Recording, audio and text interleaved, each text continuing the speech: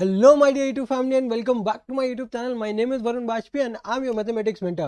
और आज है हमारा 14 डेज 14 चैप्टर सीरीज का डे 8, जहां पे हम स्टार्ट करने जा रहे हैं pair of linear equations, right. तो आई होप आप सभी की तैयारी जबरदस्त, शानदार और मजेदार चल रही होगी, राइट, क्योंकि ऑलरेडी हम लोगों ने 7 चैप्टर्स फिनिश कर लिए हैं, ठीक है। तो जिस बच्चे ने भी अभी तक ये सीरीज वॉच नहीं किए, इसमें से जितने भी चैप्टर्स हम लोगों ने स्टार्ट किए, अगर आपने वॉच नहीं किए तो प्लीज इस वीडियो को देखने के बाद आप सभी वीडियोस को जरूर वॉच करिएगा, क्योंकि यहाँ पे हम लोग हर चैप्टर को एक शॉर्ट फॉर्म में रिवाइज भी कर रहे हैं। और अगर यहाँ पे आपके अभी तक इस चैप्टर, हर पर्टिकुलर चैप्टर्स में अगर आपको कोई डाउट है तो वो आपके डाउट भी क्लियर हो जाएंगे, राइट।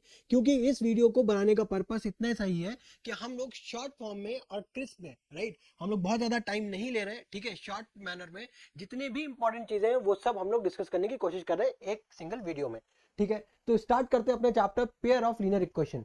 तो स्टार्ट करने से पहले सबसे पहले हम लोग यहाँ पे इसका कुछ बेसिक चीजें हैं, राइट। बहुत ज्यादा बेसिकली यहाँ पे कुछ लाइक फॉर्मूलेज नहीं है, कुछ फॉर्मूले हैं जो अभी हम लोग आगे डिस्कस करेंगे, राइट। बट उसको स्टार्ट करने से पहले सबसे पहले एक बेसिक इंट्रोडक्शन अगर मैं लूँ तो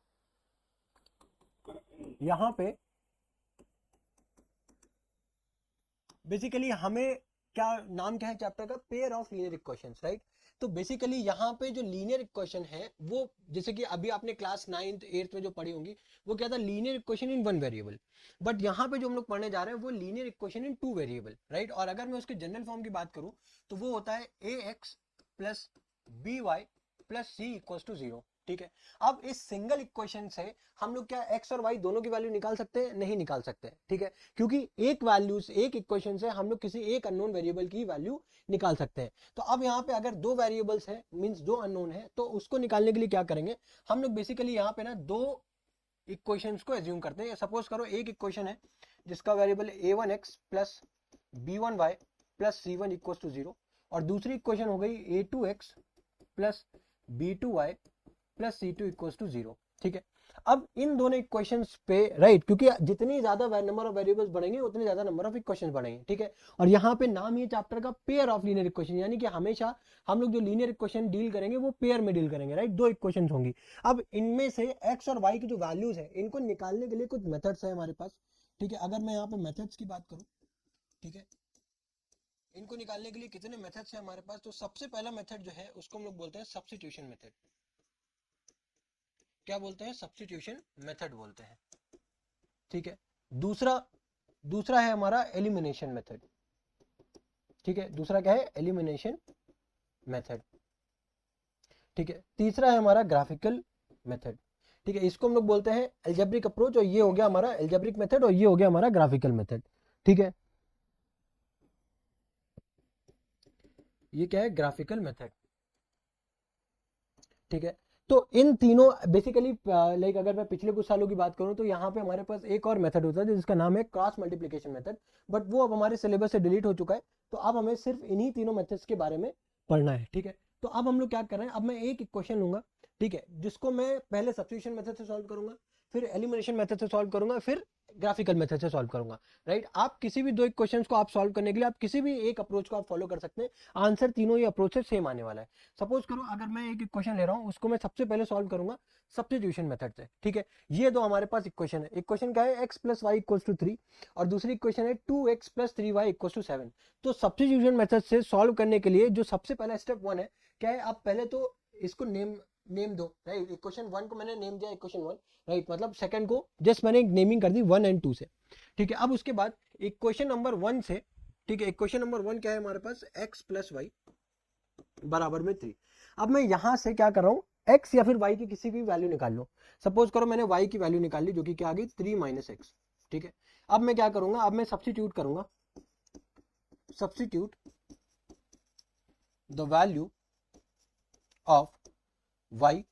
अब मैंने ये जो y की वैल्यू निकाली है इक्वेशन वन से निकाली है, तो अब मैं सब्स्टिट्यूट किस पे करूंगा? इक्वेशन नंबर टू में, इन इक्वेशन टू, ठीक है। अब इक्वेशन टू क्या है हमारी? 2x plus 3y equal to 7, ठीक है। अब देखो y की वैल्यू क्या आपने निकाली थी? y की वैल्यू आपने निकाली थी 3, और क्या थी आपके पास? 3 माइनस एक्स, ठीक है, 3 माइनस एक्स, ठीक है। अब देखो बराबर पे क्या है? 7। अब इसको जब आप सॉल्व करोगे तो क्या हो जाएगा? 2x plus 3 3 9, 3 3 9 minus 3x equals to 7, ठीक है। अब इसके बाद अब 2x माइनस 3x कितना हो जाएगा, माइनस का x, ठीक है। और ये माइनस प्लस का 9 जब उस तरफ जाएगा तो क्या हो जाएगा, माइनस का 9, तो यानी कि 7 माइनस 9 हो गया, तो माइनस एक्स बराबर आ गया माइनस का 2, यानी कि x इक्वल्स टू क्या आ गया हमारे पास, 2 आ गया, ठीक है। तो x की वैल्यू क्या आ गई हमारे पास, 2 आ गई। अब ये जो 2 जो वैल्यू आई है x की, राइट, ये हमने किस इक्वेशन से निकाली है, सेकंड इक्वेशन से। तो अब हम लोग इस इक्वेशन, ये जो वैल्यू है x की, अब हम लोग इसको किस में सब्स्टिट्यूट करेंगे, अगेन इक्वेशन नंबर 1 में, राइट। अब हम यहाँ पे फिर से लिखेंगे सब्स्टिट्यूट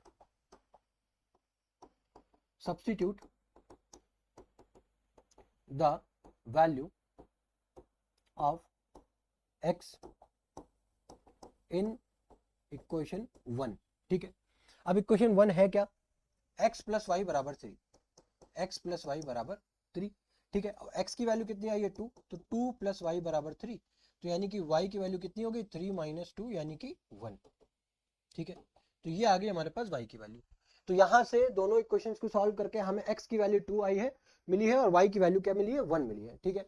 अब देखो, अब नेक्स्ट क्वेश्चन देखो क्या है, सेम वही क्वेश्चन है, बट अब हम लोग इसको किससे सॉल्व करेंगे, एलिमिनेशन मेथड से सॉल्व करेंगे। अच्छा, एलिमिनेशन मेथड से सॉल्व करने के लिए, ठीक है, हमारे पास हमें बेसिकली करना क्या पड़ता है, पहले तो ये समझो। जैसे कि हमारे पास दो इक्वेशन है, एलिमिनेशन वर्ड से क्या समझ में आ रहा है, हमें किसी भी यहाँ पे एक वेरिएबल को टारगेट करना है और उसको एलिमिनेट करना है, ठीक है। एक वेरिएबल को टारगेट करके उसको एलिमिनेट करना है। सपोज करो यहाँ पे जो दूसरी इक्वेशन है वो हमारी 3y बराबर 7। अब देखो, अगर आप x को टारगेट कर रहे हो तो यहाँ पे दूसरी इक्वेशन में तो 2x लिखा हुआ है, यानी कि x का कोफिशिएंट कितना है, 2 है। बट फर्स्ट इक्वेशन में देखोगे तो वहां पे x का कोफिशिएंट कितना है, 1 है, यानी कि दोनों का जो x का कोफिशिएंट है वो सेम नहीं है। तो उसको सेम बनाने के लिए मैं क्या करूंगा, मैं इक्वेशन नंबर 1 में क्या करूंगा, मैं 2 से मल्टीप्लाई कर दूंगा दोनों साइड, क्या करूंगा, 2 से मल्टीप्लाई कर दूंगा, है ना। तो अब जब यहाँ पे आप 2 से मल्टीप्लाई करोगे, ठीक है, तो आपकी जो इक्वेशन है, ठीक है, इसको मैं रब कर दे रहा हूँ अभी, ठीक है। ये जो आपके पास जो इक्वेशन आएगी वो क्या आएगी, रीअरेंज हो गई, रीअरेंज होकर के क्या आएगी, 2x प्लस 2y बराबर में 6, ठीक है। और जो दूसरी इक्वेशन थी वो क्या थी हमारे पास, 2x प्लस 3y बराबर में 7। अब जब इसको आप सब्सट्रैक्ट करोगे तो ये देखो, प्लस का 2x और माइनस का 2x, ये हो गया कैंसिल, हो गया कैंसिल। अब 2y माइनस 3y कितना बचा, माइनस का y, है ना, बराबर में। अब 6 माइनस 7, राइट, तो कितना बचा हमारे पास, माइनस का 1, यानी कि y की वैल्यू कितनी आ गई, 1 आ गई, ठीक है। y की वैल्यू कितनी आ गई, 1 आ गई, ठीक है। देखो यहाँ पे y की वैल्यू कितनी आ रही थी, 1 आ रही थी, है ना। यहाँ पे भी y की वैल्यू कितनी आई है, 1 आई है। अब जब हम लोग एलिमिनेशन मेथड से x या y किसी की वैल्यू निकालते हो, अब इस y की वैल्यू या फिर x की वैल्यू को अब आप किसी में भी पुट करते हो, या तो y में 1 पे पुट कर दो या क्वेश्चन नंबर सेकंड में पुट कर दो, कोई दिक्कत नहीं है, आंसर आपका सेम आने वाला है। सपोज करो इस क्वेश्चन नंबर इस y की जो वैल्यू है, ठीक है, मैं इक्वेशन ऑफ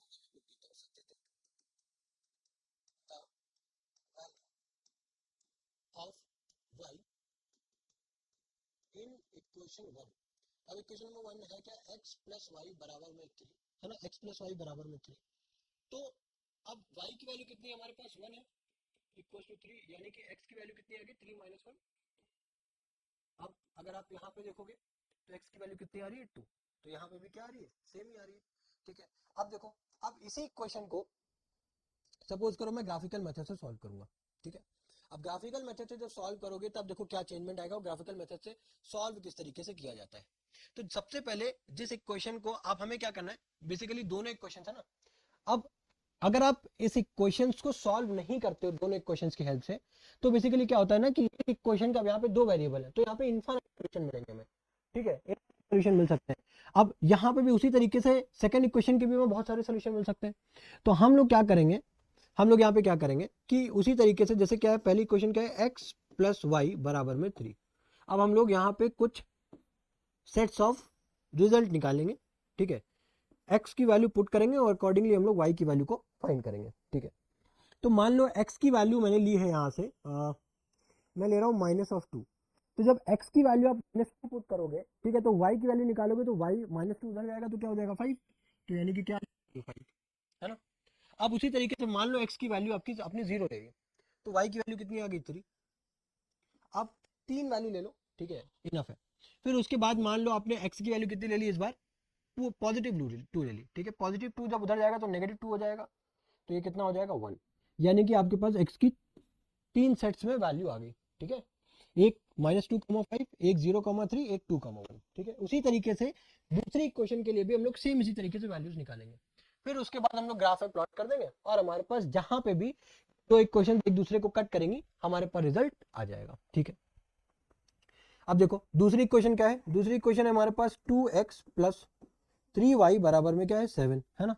अब यहाँ पे आप देखो फिर से आप अगर वैल्यूज को फाइंड करोगे, ठीक है, सपोज करो एक हो गया x, एक हो गया y। ठीक है, अब यहाँ पे उसी तरीके से हम लोग 3 सेट्स में वैल्यू निकालेंगे, है ना। तो पहली हमने मान लो मैंने x की वैल्यू ले ली यहाँ पे। अगर मैं यहाँ पे 1 लेता हूँ तो 7 - 2 कितना हो जाएगा 5। ठीक है, तो यहाँ पे हो जाएगा आपका 5। बट अगर मैं यहाँ पे लाइक x की वैल्यू 1/2 लेता हूँ सपोज करो, ठीक है, क्यों ले रहा हूँ उसका रीजन भी है। ठीक है, आप यहाँ पे कोई भी वैल्यू ले सकते हो, -2 भी ले सकते हो, बट मैं चाह रहा हूँ कि जो वैल्यूज है वो नंबर्स में और इजी हो जाए कैलकुलेशन। तो अगर मैं 1/2 लेता हूँ तो 2 से 2 हो जाएगा कैंसिल, 7 - 1 कितना हो जाएगा 6, और y बराबर 6/3 यानी कि 2। यानी कि अगर मैं x की वैल्यू 1/2 लेता हूँ, ठीक है, x की वैल्यू 1/2 लेता हूँ, ठीक है, तो जब आप 1/2 लोगे, ठीक है, यहाँ पे 2 से 2 हो जाएगा कैंसिल। ठीक है, क्या बचा 1। इस 1 को जब उधर लेकर के जाओगे 7 - 1 हो गया 6, और ये 3 को लेकर के जाओगे नीचे तो 6/3 कितना हो गया 2।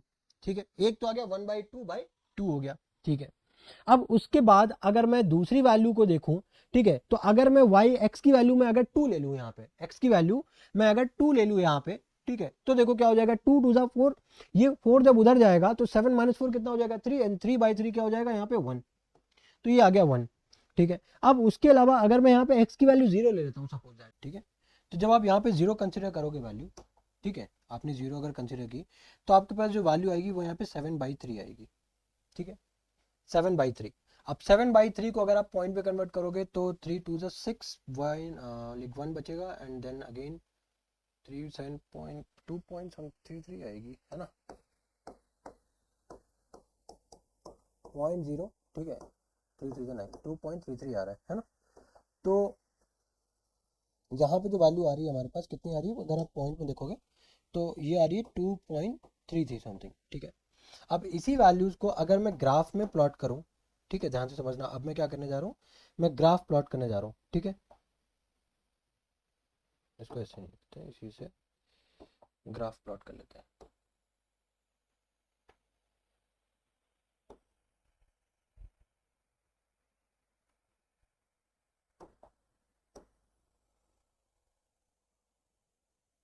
ठीक है, ये हो गई हमारी x एक्सिस और y एक्सिस। ठीक है, अब इसी में ही हमारे पास देखो पॉइंट्स क्या है। एक तो हमने x पे क्या लिया है -2 0 और 2, यहाँ पे भी 2 और 0, तो हमें कोई बहुत ज्यादा आगे रेंज की जरूरत नहीं है। ठीक है, एक हो गया हमारा 0, ठीक है, यहाँ पे आ गया 1, यहाँ पे आ गया 2, यहाँ पे आ गया 3। ठीक है, उसी तरीके से यहाँ पे आ गया -1, यहाँ पे आ गया -2, और यहाँ पे आ गया -3। ठीक है, ये हमारा पॉजिटिव एक्स एक्सिस है।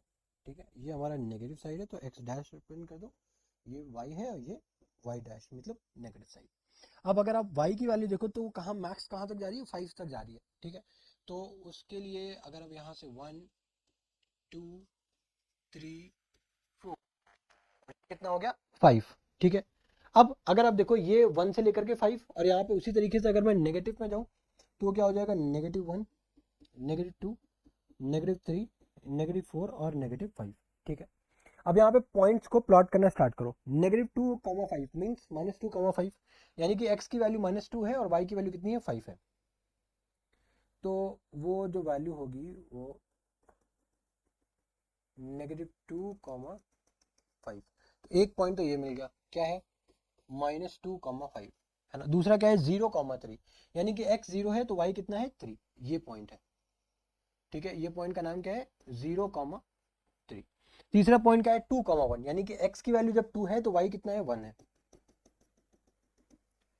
एक पॉइंट ये मिल गया जो कि क्या है 1। ठीक है, तो ये 3 पॉइंट्स आ गए। अब इन 3 पॉइंट्स को मिला करके एक लाइन ड्रॉ कर लेते हैं। ठीक है, अब इन तीनों पॉइंट्स को मिला करके एक लाइन ड्रॉ कर लेते हैं। ठीक है, जो कि लाइन ये होगी। ठीक है, ये एक लाइन आ गई। अब दूसरी लाइन को ड्रॉ करो 1/2,2, यानी कि x की वैल्यू जब 0.5 है तो y की वैल्यू कितनी है 2, यानी कि कुछ यहाँ पे आएगी। इसको येलो कलर से नहीं पिंक कलर से लेते हैं। ठीक है, ये आएगा कितना जब आपने कहीं बीच में लिया था 0.5। ठीक है, यानी कि 1/2। तो ये वैल्यू जो आ रही है वो कितनी आ रही है, x की वैल्यू 1/2 लिए है तो y कितना आ रहा है 2। ठीक है, एक तो ये आ गई वैल्यू। अब दूसरा देखो क्या है 2,1, यानी कि आपने x की वैल्यू 2 ली है तो y आपका कितना है 1। तो सेम देखो पॉइंट एक आ गया ना, 2,1, 2,1 सेम पॉइंट है, लिखने की जरूरत नहीं, 2,1। ठीक है, अब तीसरा पॉइंट क्या है 0,2.3। ठीक है, आपने x की वैल्यू जब 0 ली है तो y कितना आ रहा है 2.3, यानी कि जस्ट अबो यहाँ पे कहीं पे आ रहा होगा। ठीक है, अब अगर आप इसको लाइन को ज्वाइन करोगे, इस लाइन को जब आप ज्वाइन करोगे, ठीक है, तो आपको देखो क्या रिजल्ट मिलेगा। अब आपको यहाँ से लाइन ड्रॉ करनी है। ठीक है, या फिर इसको इस तरीके से करते हैं कि एक ये पॉइंट है, ये पॉइंट है ना, तो कहीं यहाँ पे जा करके ये दोनों पॉइंट्स क्या हो रहा है, मीटअप हो रहा है। तो देखो अगर आप यहाँ ध्यान देखोगे तो हमारे पास कॉमन पॉइंट्स क्या है 2,1। ठीक है, तो ये तो एक केस हुआ, ये तो वन ऑफ द वन ये तो वन ऑफ द केस है जहां पे हमें सोल्यूशन प्रॉपर मिल रहा है, मतलब जहां पे लाइन जो है एक दूसरे को कट कर रही है। लेकिन क्या हमेशा ये दोनों लाइन एक दूसरे को किसी पॉइंट पे कट करेंगी? नहीं, ऐसा नहीं होता है। इसमें बेसिकली 3 केसेस बनते हैं। अब वो 3 केसेस क्या है वो ध्यान से समझो कि एक पॉइंट पे क्या होगा कि हमारे पास देखो ये जो हम लोगों ने केस देखा है, ये कहाँ पे जब हमारी दो लाइन से एक दूसरे को कट करती है तो उसको हम लोग बोलते हैं यूनिक सोल्यूशन। ठीक है, एक केस ऐसा भी होता है जहां पे दोनों लाइन एक दूसरे को ओवरलैप करती है, दोनों लाइन एक दूसरे को ओवरलैप करती है, उस केस में हमारे पास इनफाइनाइट सॉल्यूशंस होते हैं। और तीसरा केस एक ऐसा होता है जहां पे दोनों लाइंस एक दूसरे को कट ही नहीं करती, किसी पॉइंट पे इंटरसेक्ट ही नहीं करती, यानी कि दोनों लाइंस क्या होती है, पैरेलल होता है। ठीक है, तो हमारे पास बेसिकली जो क्वेश्चंस में जो बेसिकली सॉल्यूशन आता है वो दो टाइप का है, एक कंसिस्टेंट एक इनकंसिस्टेंट। कंसिस्टेंट में बेसिकली क्या होता है, कंसिस्टेंट जो सॉल्यूशन होता है उसमें दो तरीके का है, एक तो यूनिक सॉल्यूशन, एक होता है infinite many solution. Unique solution में क्या होता है, जो आपका कोफिशिएंट होता है, जो आपने अभी इक्वेशन देखी a1x प्लस b1y है ना प्लस c1 इक्वल टू 0, तो उसी का जो कोफिशिएंट है a1/a2 is not equal to b1/b2 होता है।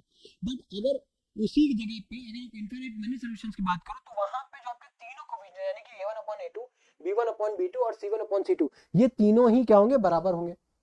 और इसको कहीं कहीं पे क्या बोल देते हैं हम लोग, कोइंसिडेंट सॉल्यूशन भी बोल देते हैं। ठीक है, अब यहाँ पे देखो ये इनकंसिस्टेंट है, इनकंसिस्टेंट यानी कि नो सॉल्यूशन है ना, हमें यहाँ पे कोई सॉल्यूशन ही नहीं मिलेगा। तो वहां पे a1/a2 इक्वल टू b1/b2 और c1/c2 होता है। ठीक है, अब अगर मैं देखो ये बेसिकली क्या है, कोइंसिडेंट भी हम लोग बोलते हैं इसको, क्या बोल देते हैं, कोइंसिडेंट भी बोल देते हैं। क्या बोल देते हैं, कोइंसिडेंट। ठीक है, कोइंसिडेंट। ठीक है, ये आ रहा समझ में, देखो अरे ठीक है, कोइंसिडेंट लाइन। ठीक है, तो कोइंसिडेंस का मतलब क्या होता है, जब एक दोनों लाइन एक दूसरे के ओवर ओवर मतलब एक दूसरे के ऊपर ओवरलैप करती है। ठीक है, यूनिक सोल्यूशन का मतलब एक पॉइंट पे कट करती है यानी कि सिंगल सोल्यूशन। पैरेलल लाइन का मतलब क्या होता है, यहाँ पे कोई सोल्यूशन ही नहीं है। ठीक है, अब ये जो तीन जो मैंने बॉक्सेस में बना करके रखे हुए हैं ये बहुत ज्यादा इंपॉर्टेंट है। ठीक है, बस आपको पूरे चैप्टर में इन्हीं तीन जो इक्वेशन है इन्हीं तीन कंडीशन से हमें खेलना है। ठीक है, अब देखो इसी पे कुछ हम लोग क्वेश्चंस करते हैं सबसे पहले। तो क्वेश्चन नंबर 1 क्या, अब यहाँ पे देखो क्वेश्चन क्या बोला है, the pair of linear equation this and this represent two lines which are. अब ये जो लाइंस है ये किसको रिप्रेजेंट, किस टाइप के क्वेश्चन को रिप्रेजेंट करी। अब क्या हमें हर बार देखो ये जो सोल्यूशन पढ़ा है क्यों जरूरी है, क्योंकि अगर इसको आपने पढ़ लिया तो आपको एक क्वेश्चन को सॉल्व करे बगैर ही आइडिया लग जाएगा कि इनका जो सोल्यूशन है, तो जो हमारे पास जो दो लाइंस बनेंगी ग्राफ की वो एक दूसरे को कट करेंगी या कोइंसाइड करेंगी या फिर कोई सोल्यूशन ही नहीं होगा। ठीक है, अदरवाइज हमें क्या करना पड़ता, हर बार एक क्वेश्चन को सॉल्व करना पड़ता, तब जाकर के हमें पता चलता उसके ग्राफ से कि वो दोनों लाइक एक दूसरे को इंटरसेक्ट कर रही है या फिर कोइंसाइड कर रही है या फिर नो सोल्यूशन है। ठीक है, तो यहाँ पे देखो सबसे पहले इक्वेशन क्या है हमारे पास 2x, पहले तो इसको आपने क्या करो, सबसे पहले आप इसको जो हमारा जनरल फॉर्म है उसमें रिप्रेजेंट करो, 2x minus of 5y minus of 6 बराबर 0। दूसरी क्वेश्चन क्या है हमारे पास, दूसरी क्वेश्चन हम लोग इस तरीके से लिखेंगे माइनस ऑफ 6x। ठीक है, और या फिर इस तरीके से लिख दो। ठीक है, 6x ठीक है माइनस ऑफ 15y और माइनस ऑफ 18 इक्वल टू 0। ठीक है, अब अगर आप a1/a2 ठीक है भाई कोफिशिएंट्स है, इनको अगर आप कंपेयर करो, ठीक है, तो ये क्या हो जाएगा 2/6 बराबर माइनस का 5 अपॉन माइनस का 15 बराबर माइनस का 6 अपॉन माइनस का 18। तो अब अगर आप इसको कैंसिल करो तो ये क्या हो जाएगा 2 1 2 2 3 6 यानी कि 1/3।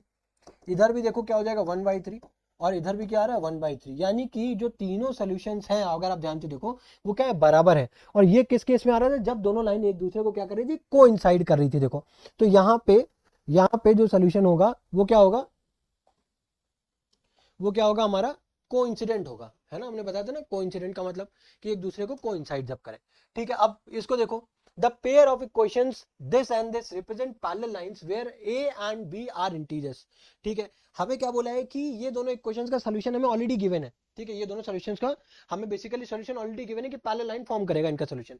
तो बेसिकली हमें ए बी की वैल्यू बताओ। ठीक है, अभी बताओ पैरेलल लाइन की कंडीशन क्या होती है। पैरेलल लाइन की कंडीशन यही तो होती है a1 upon a2 equals to b1 upon b2 but not equals to c1 upon c2, यही होती है ना, यही होती है। अब यहाँ पे जो हमारे पास इक्वेशन है वो क्या है, ए एक्स प्लस 2y बराबर में 9, और दूसरी इक्वेशन क्या है 3x प्लस बी वाई बराबर में 18। अब अगर ये सबसे पहले तो आप इसको कन्वर्ट करो। ठीक है, आप इसको कन्वर्ट करो स्टैंडर्ड फॉर्म में, यानी कि ए एक्स प्लस 2y माइनस का 9 बराबर 0, दूसरा क्या हो जाएगा 3x प्लस का बी वाई माइनस का 18 बराबर 0। अब आप अगर इसका आप रेशियो लोगे तो ये क्या हो जाएगा a/3, ठीक है, equals to 2/b is not equals to minus का 9/-18। तो हमें ए बी दोनों की वैल्यू निकालनी है। देखो ए और बी में रिलेशन निकालना है, तो अगर हम इन दोनों को ही कंपेयर कर लें तो ये क्या आ जाएगा, ए बी बराबर 6 आ जाएगा क्या। और देखो ए बी बराबर 6 यहाँ पे हमको दिया हुआ भी है ना, तो यही हमारा फाइनल आंसर हो जाएगा। आया समझ में। नेक्स्ट क्वेश्चन देखें। अब देखो क्या बोला गया, the given pair of equation this and this graphically represent two lines are, मतलब किस टाइप का सॉल्यूशन ये रिप्रेजेंट कर रहे हैं। तो पहली इक्वेशन क्या है 6x minus of 3y plus of 10 बराबर 0, दूसरा क्या है 2x minus of y plus of 9 बराबर 0। तो यहाँ से जब आप इसका रेशियो लोगे, ठीक है, तो वो क्या हो जाएगा 6/2 बराबर -3 अपॉन -1, ठीक है, बराबर हो जाएगा 10/9। तो ये 2 3 जा 6 है ना, यानी कि क्या हो जाएगा 3/1, यहाँ भी 3/1, और ये क्या हो जाएगा, ये आपका कैंसिल नहीं होगा, यानी कि नॉट इक्वल टू। और ये कंडीशन किसकी होती है, a1 upon b1 equals to b1 upon b2 not equal to c1 upon c2, जब दो लाइंस क्या होती है पैरेलल होती हैं। तो यानी कि डी ऑप्शन हमारा करेक्ट है। नेक्स्ट क्वेश्चन देखो, अब क्या है, the lines represent the given pair of linear equation is non intersecting which of the following statements are true. मतलब नॉन इंटरसेक्टिंग मतलब एक दूसरे को इंटरसेक्ट ही ना कर रही हो। नॉन इंटरसेक्ट, ध्यान से समझना, नॉन इंटरसेक्टिंग का मतलब ही क्या है, जो एक दूसरे को काट ही ना रही हो। ठीक है, तो दो दो इक्वेशन एक दूसरे को नहीं काटती है तो उसकी कंडीशन क्या होती है, वही पैरेलल लाइन वाली कंडीशन। अभी तो क्वेश्चन किया भाई a1 upon a2 equal to b1 upon b2 but not equal to c1 upon c2। ठीक है, नेक्स्ट क्वेश्चन देखो। अब यहाँ पे क्या है, if the system of equation 3x plus Y equal to 1 and 2k minus 1 x plus k minus 1 y equal to 2k plus 1 is inconsistent then k is. अब एक हमने क्या बोला था कंसिस्टेंट, एक क्या थी हमारा इनकंसिस्टेंट। कंसिस्टेंट में बेसिकली हम लोग दो सोल्यूशन देखे थे, एक यूनिक, एक में क्या हो रहा था दो लाइन एक दूसरे को ओवरलैप करी थी कोइंसिडेंट, और दूसरा था हमारा inconsistent. Inconsistent in the sense क्या था, पैरेलल, है ना, देख लो नहीं याद आ रहा है एक बार फिर से देख लो, कोई दिक्कत नहीं, अभी हम लोग पढ़ ही रहे। इनकंसिस्टेंट का मतलब क्या था, नो सोल्यूशन, जहां पे लाइंस क्या थी पैरेलल थी, है ना, वही कंडीशन हमें यहाँ पे लगानी है। ठीक है, देखो क्वेश्चन। अब क्वेश्चन देखो क्या है, हमारे पास ये दो इक्वेशन है, तो सबसे पहले हम इक्वेशंस को लिख लेते हैं, है ना। तो क्या हो जाएगा 2k minus 1 X plus k minus 1 Y बराबर 2k प्लस ऑफ 1। ठीक है, अब दूसरा क्या इक्वेशन क्या है 3x प्लस ऑफ वाई बराबर ऑफ 1। ठीक है, अब अगर इनकंसिस्टेंट है यानी कि a1 अपॉन a2 यानी कि 2k माइनस 1 अपॉन में 3 बराबर क्या हो जाएगा k माइनस 1 अपॉन में y, यही हो जाएगा, यही हो जाएगा ना, सॉरी y क्यों होगा 1 हो जाएगा क्योंकि कोफिशिएंट लेना है। अब यहाँ से क्या सिंपली भाई उसके बाद क्या होता है c1 अपॉन c2 तो अनइक्वल होता है, तो क्या यहीं से हम लोग सॉल्व करके क्रॉस मल्टीप्लाई करके k की वैल्यू नहीं निकाल सकते, बिल्कुल निकाल सकते हैं। क्रॉस मल्टीप्लाई करो तो ये हो जाएगा 2k माइनस 1, ये हो जाएगा 3k माइनस ऑफ 3। ठीक है, अब इसको सॉल्व करोगे तो ये कितना हो जाएगा, अगर k को उस तरफ लेकर के जाओगे तो इधर बचेगा 2k को उस तरफ लेकर के जाओगे 3k माइनस 2k हो गया k, माइनस 3 को इस तरफ लेकर के आओगे -3 -1 प्लस 3 क्या हो जाएगा 2, यानी कि k की वैल्यू कितनी आ गई 2 आ गई। कहाँ है 2 है क्या, डी का करेक्ट ऑप्शन है। ठीक है, नेक्स्ट क्वेश्चन देखो। अब इसमें क्या बोला गया है, two lines are given to be parallel. ठीक है, the equation of one of the lines is, ठीक है, दो लाइन हमें पैरेलल गिवन है। ठीक है, दो लाइन हमें पैरेलल गिवन है, the equation of one of the lines is, उसमें से एक इक्वेशन जो लाइन की एक इक्वेशन है वो गिवन है, तो बोला गया है सेकंड लाइन की इक्वेशन क्या होगी, और कंडीशन दे दी गई है कि दो इक्वेशन को इस तरीके से फॉर्म करना है, दूसरी इक्वेशन को आप इस तरीके से लेना है कि आप जो उनको कंपेयर करो तो हमारे पास सोल्यूशन क्या आना चाहिए, दो लाइंस का वो ग्राफ क्या आना चाहिए, पैरेलल आना चाहिए। तो पैरेलल लाइन की कंडीशन क्या होती है, अगेन फिर से b1 upon b2 is not equal c1 upon c2, यही होती है। तो अब यहाँ पे इसको लिखो क्या हो जाएगा 3x माइनस 2y बराबर 5। तो अब अगर आप पहली वाली क्वेश्चन देखोगे तो हमें बस ये चेक करना है कि x और y का कोफिशिएंट क्या होना चाहिए, बराबर आना चाहिए, ठीक है, x और y। तो यहाँ पे 9 और 8 ले लो, ठीक है, तो 3/9 क्या हो जाएगा, 1/3, और 2/8 क्या हो जाएगा, 1/4, यानी कि पहला क्वेश्चन ले नहीं सकते। दूसरा देखो, -12 और -8, तो 3/-12 क्या करोगे, 1/4 आ जाएगा, और यहाँ पे माइनस और ये माइनस हो जाएगा, प्लस तो ये भी नहीं होगा, ठीक है। अब तीसरा देखो, -12 और +8, तो -12 जब लोगे तो -1/4, और जब 8 लोगे तो -1/4 आ गया। तो यहाँ पे जो दूसरी इक्वेशन लेंगे तो माइनस का 12x प्लस का 8y बराबर में 7। तो जब इसको कंपेयर करोगे आप तो यहाँ पे क्या हो जाएगा, 3/-12 बराबर -2/8। जब इसको फर्दर सॉल्व करोगे -1/4 बराबर -1/4, यानी कि हमारे पास जो इक्वेशन निकल करके आई है वो है -12x प्लस 8y बराबर में 7। ठीक है, आज समझ में। नेक्स्ट क्वेश्चन देखते हैं। अब यहाँ पे क्या बोला गया है, find the value of k for which the lines this and this coincide. अब कोइंसाइड की कंडीशन क्या होती है, जहां पे तीनों a1/a2, b1/b2, a1/a2, b1/b2 और c1/c2 तीनों ही क्या होते हैं, बराबर होते हैं, ठीक है। तो इक्वेशन क्या है, इसको मैं डायरेक्टली ऐसे लिखता हूँ, 5x प्लस 7y माइनस का 3 बराबर 0। दूसरा क्या है, 15x प्लस का 21y माइनस ऑफ k बराबर 0, ठीक है। तो हमें बेसिकली k की वैल्यू निकालनी है, तो हम इन दोनों को कंपेयर कर लेते हैं, यानी कि b1 और c1 के रेशियो को। तो 7/21 बराबर माइनस का 3 अपॉन माइनस का k, तो k माइनस से माइनस कैंसिल हो जाएगा, k की वैल्यू क्या आ जाएगी, 3 मल्टीप्लाई बाय 21 अपॉन में 7, 7 3 21, यानी कि k की वैल्यू कितनी आ गई, 9। k की value A option 9 is the correct one, ठीक है। नेक्स्ट देखिए। अब देखो, अब यहाँ से हमारे पास वर्ड प्रॉब्लम स्टार्ट होती है। अब इस बेसिकली इस चैप्टर में, ठीक है, जो अभी तक हम लोगों ने जो भी क्वेश्चंस करे हैं वो तो हमारे मल्टीपल चॉइस क्वेश्चंस हैं, ठीक है, बट ये यहाँ से जो हम लोग स्टार्ट कर रहे हैं ये क्वेश्चंस इंपॉर्टेंट है, ठीक है। ये जितने भी क्वेश्चंस हैं वो सारे इंपॉर्टेंट है, और मैंने कोई बहुत ज्यादा क्वेश्चन नहीं लिए, बट जितने भी क्वेश्चन लिए प्लीज इनको ध्यान से देखना, ठीक है, उसको बार बार प्रैक्टिस करना, क्योंकि ये सभी क्वेश्चन इंपॉर्टेंट होने वाले हैं, ठीक है। तो यहाँ पे देखो क्वेश्चन क्या बोल रहे हैं, the sum of two numbers is 30 and the large number exceeds the smaller number by 6, find the numbers, ठीक है। क्या बोला गया है, हमें बेसिकली यहाँ पे एज्यूम करने हैं दो नंबर, ठीक है। तो सबसे पहले सॉल्यूशन स्टार्ट करते हैं। Let the two numbers be, let the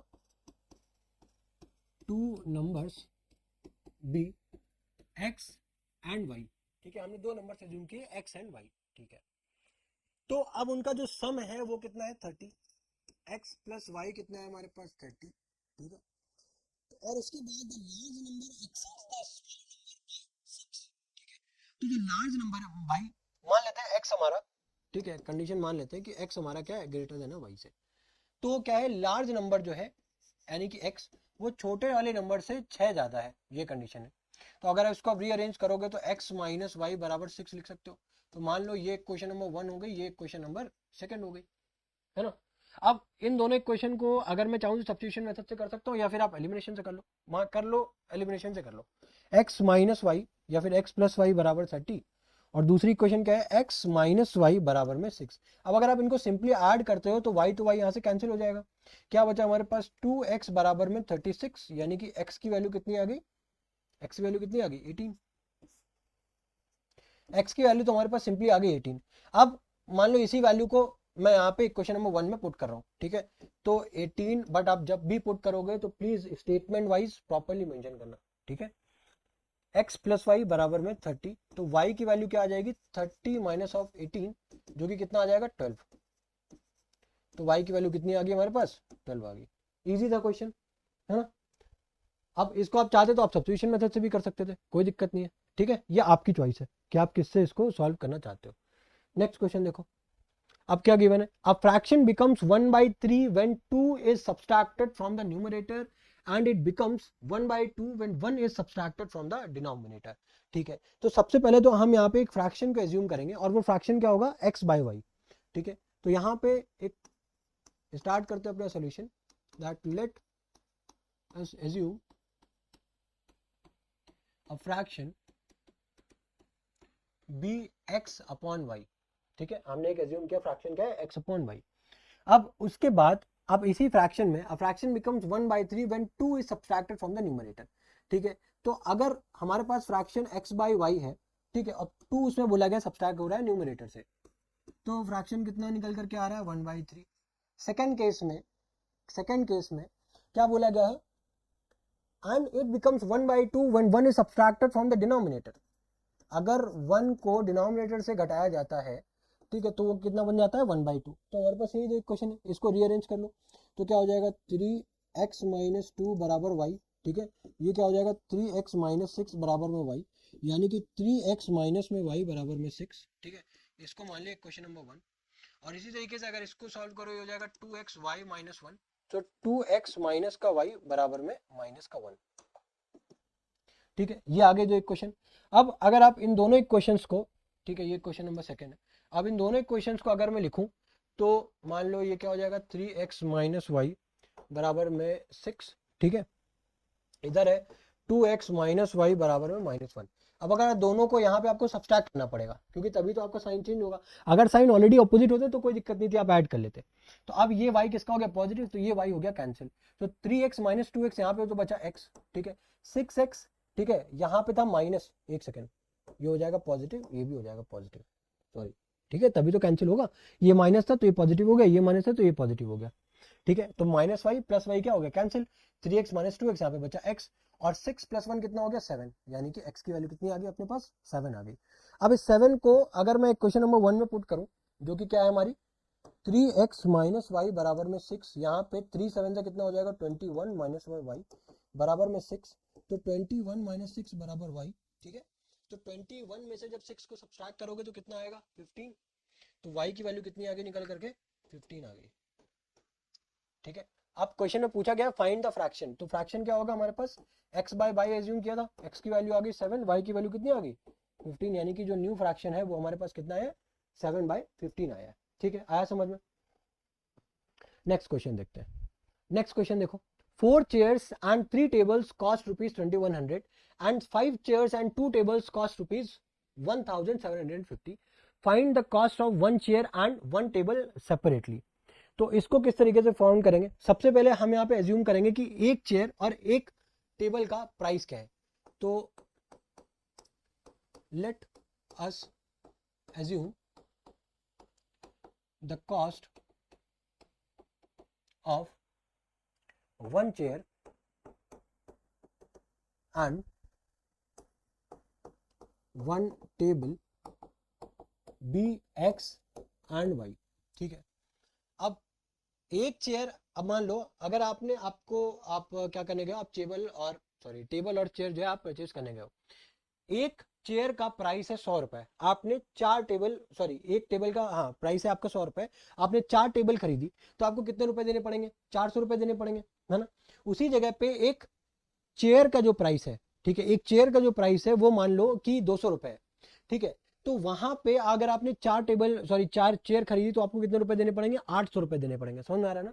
तो उसी तरीके से अगर एक चेयर का प्राइस है x, ठीक है, तो अकॉर्डिंग टू कंडीशन 1 क्या बोला गया, आपने 4 चेयर और 3 टेबल खरीदी, ठीक है, 4 कुर्सियां 3 मेज खरीदी, तो अगर एक मेज x की है तो 4 मेज कितने की होगी 4x, और 4 कुर्सियां हैं, 4 कुर्सियां हैं और 3 मेज है, तो एक मेज है आपकी y की, तो आपको ने कितनी खरीदी है 3 मेज खरीदी है, ठीक है, तो वो कितना हो जाएगा 3y, और इन दोनों को मिला करके आपने कितना रुपया दिया है 2100 रुपया दिया है, ठीक है, ध्यान समझ में आ रही ना। हमने एक टेबल और एक चेयर का प्राइस x और y एज्यूम किया है।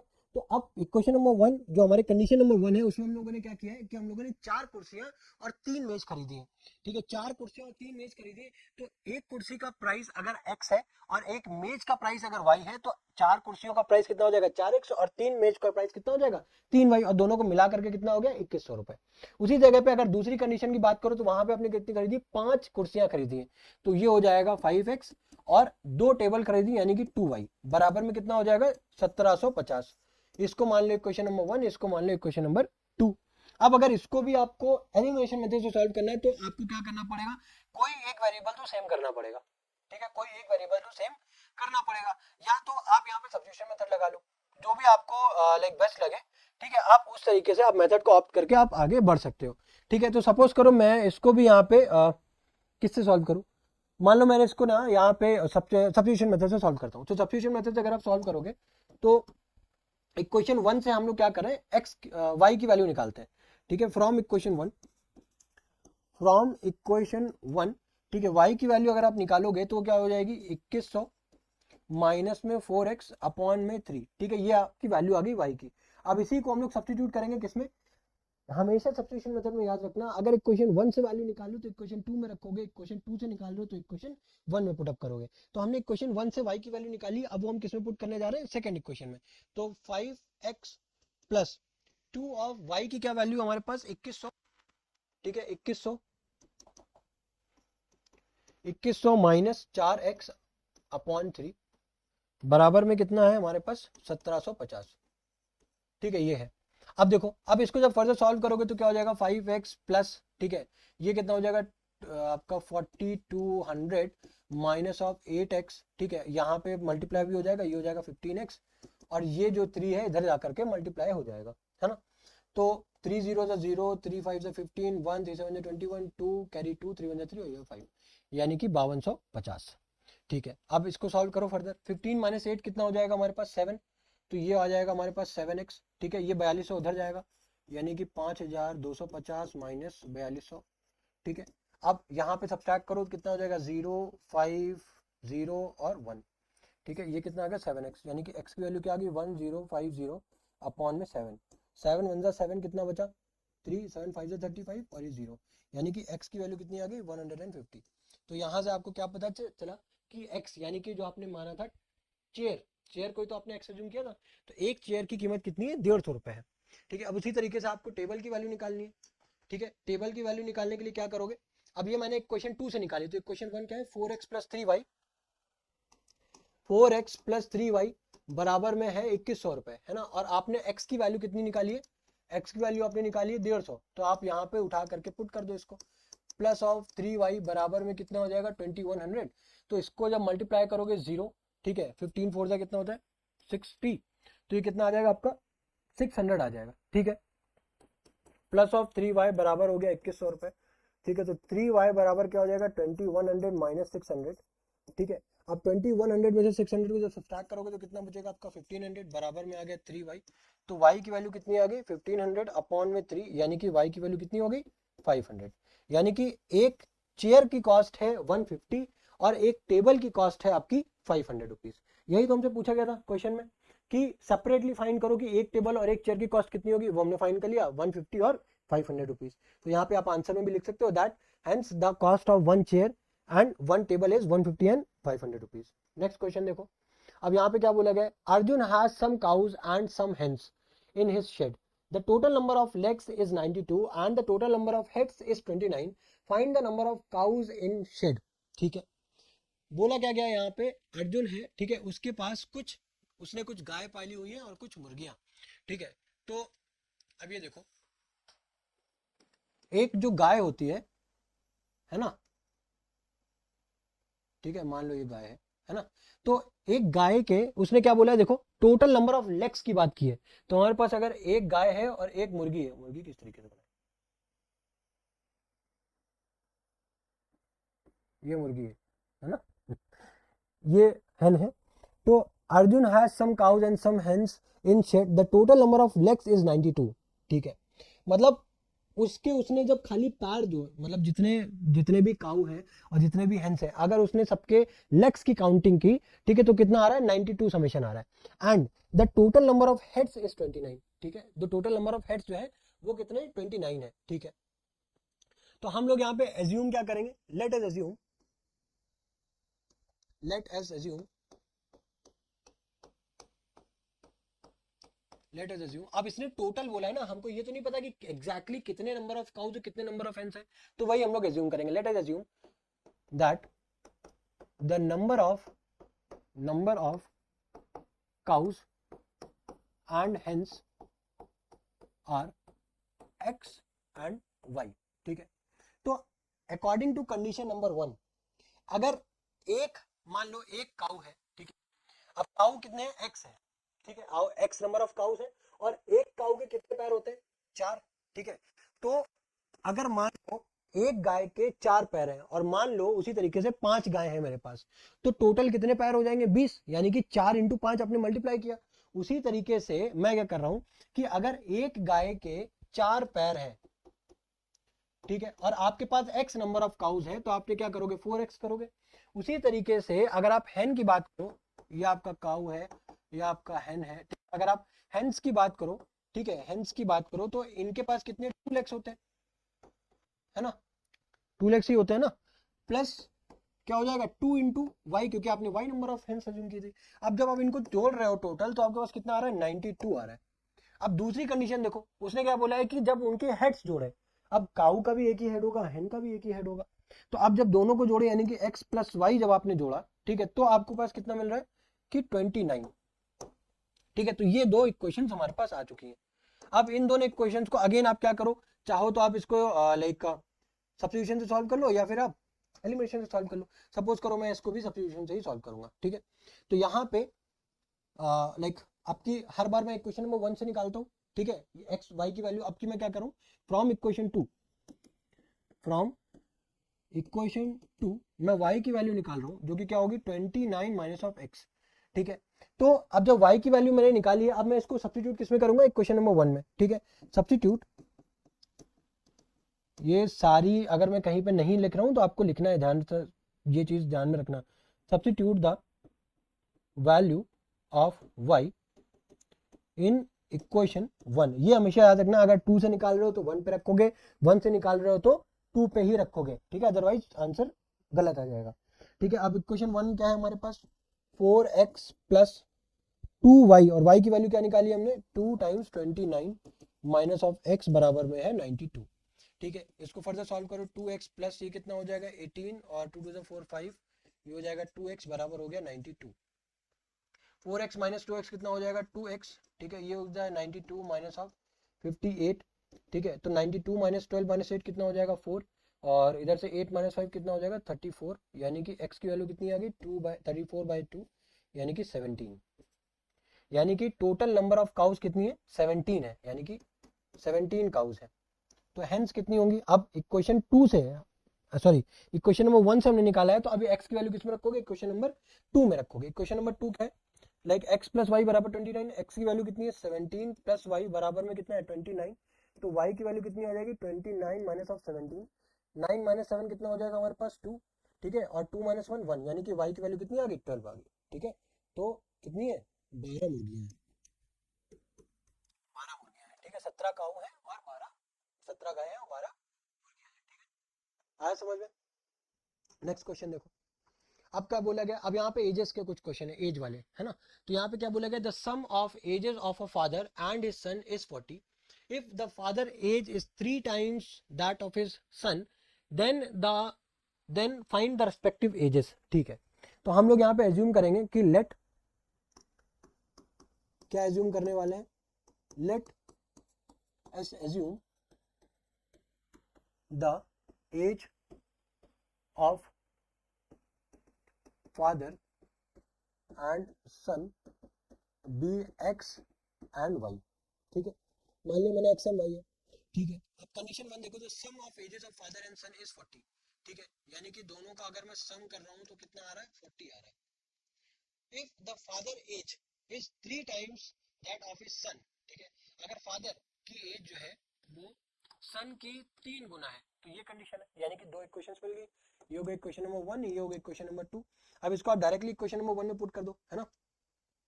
यहाँ पे again substitute the value of